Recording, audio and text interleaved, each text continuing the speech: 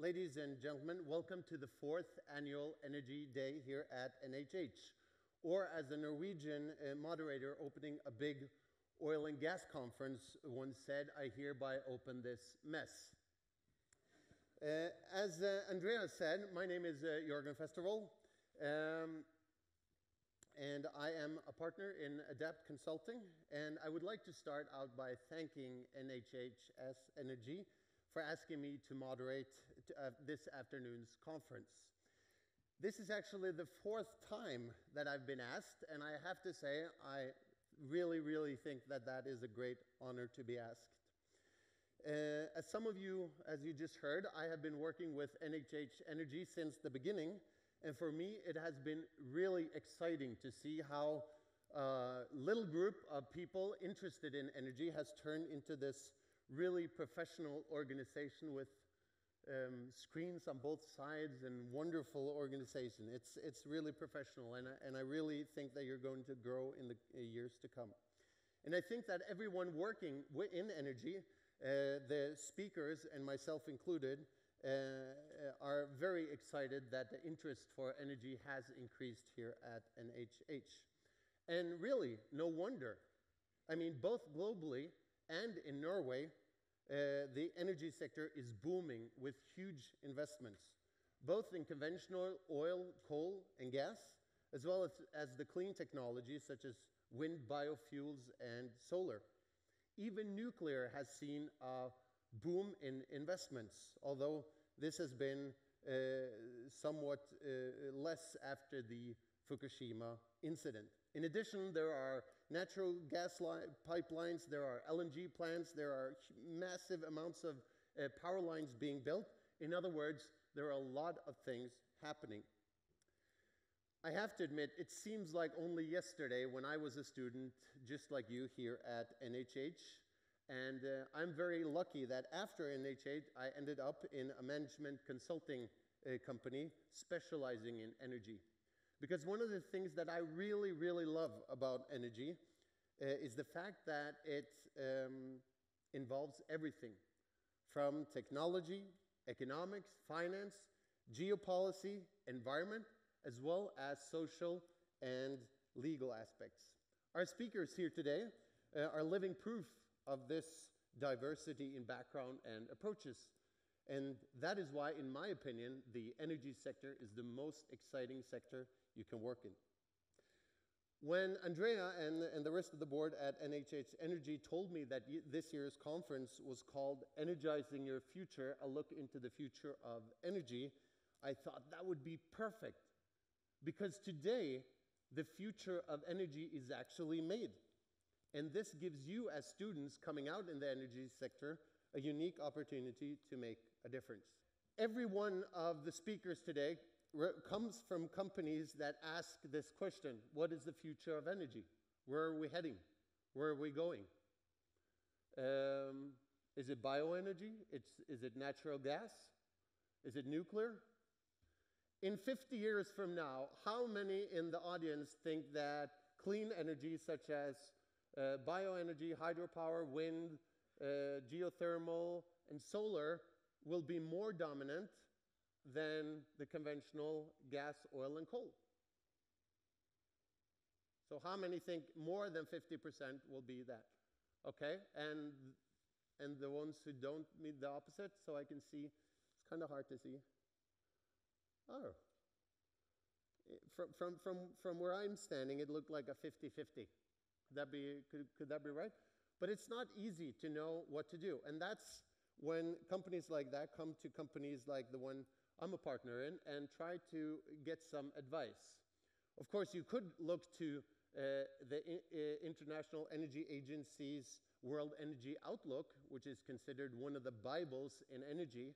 Of course, Shell makes their Bible, Statoil makes their Bible, and BP has their Bible. But a lot of the perspectives there are similar. And as you see, even in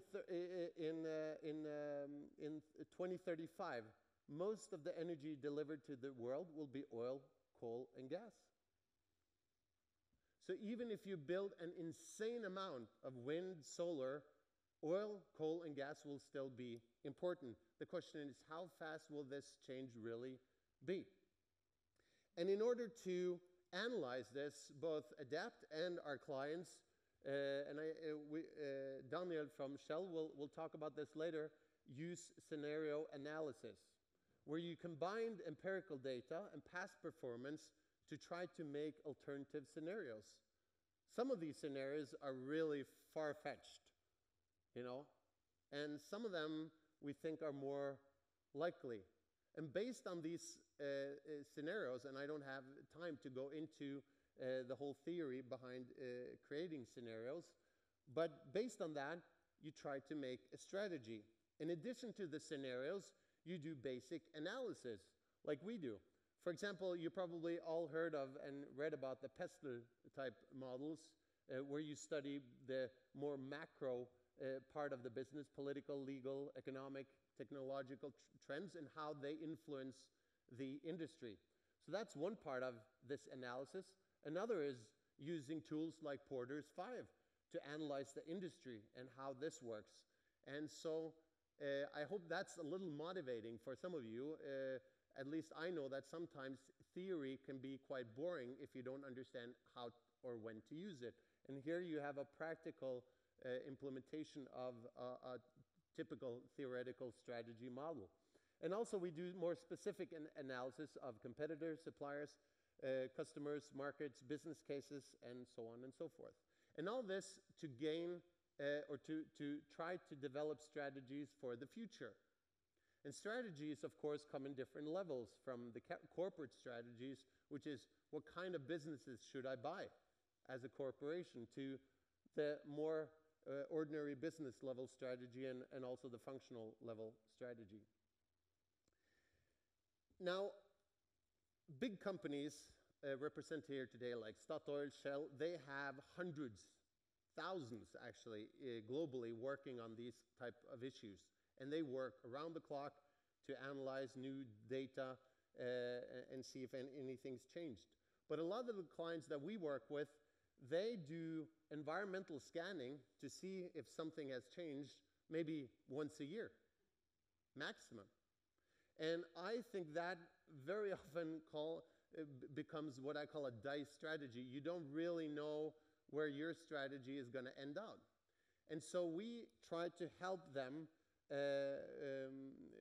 do this on a continuous basis. So we developed what we call the Adapt Energy Radar, and I just thought I could give you a pointer in what we're doing here. First of all, we of course divide our clients, and different clients have different needs, so you can buy different packages of what we will survey for you and try to find data for you. Then we go into the what categories, and this is a huge task. This takes years. I mean, I know Shell. I know Shell in competitive intelligence and and also scenario planning has done this since the 70s. And they have huge complex models and also structures. What should we investigate? And we cover the whole picture and try to talk to our customers about drivers. One of the techniques that we use in Adapt, I know Shell also uses that, is counterintuitive method. It's very exciting. It's when you all agree on this is going to be the future, we go in and we say, what happens if it's exactly the opposite that happens? And that is really exciting to see, can the counterintuitive actually come true? And it really works your brain. So that's another part. The three is where. Where should we analyze? It could be local. It could be Bergen. How is the western region of Norway? It could be, regional. It could be a country. We could analyze Norway. We could analyze an area, the Nordic, or Europe, or also the global question. And that really depends. Companies like Shell and Statoil, they are playing on a global level when it comes to oil. But of course, when it comes to risk and other things, it might be more country or regional in that sense. Then we think about when. We work in different time scales. Some things we know, and Morten from Statoil will talk about technology. And some technology, we know about it. but it's going to take 10 years to get there. Some technology we don't even know about. And so we have to look at the things that we find. Are there short-term interest for our clients? Are they medium-term, or are they long-term? So that's also an aspect of this. And then why should our customers care? And that has to do, amongst others, with risk. And then we categorize the information we find into risk categories. If we find something in the level 5, of course, our clients should look at this immediately. If you find something at 2, our clients might say, interesting, but we're not going to act or do something now. If it's at 1, then you just monitor it.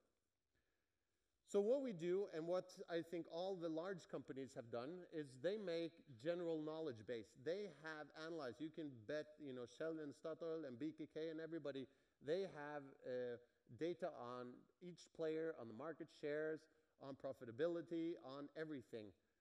We have that as well, and then we customize that information for our clients' needs. So the goal of what we try to do is to help our clients gain actionable information and advice. And that is so difficult. It's so easy to be a consultant, and these guys down here, they know that, because a consultant doesn't have to make a choice. He just says, we think you should do this, but you have to make the choice. You're the one who's going to get fired if it doesn't turn out that way.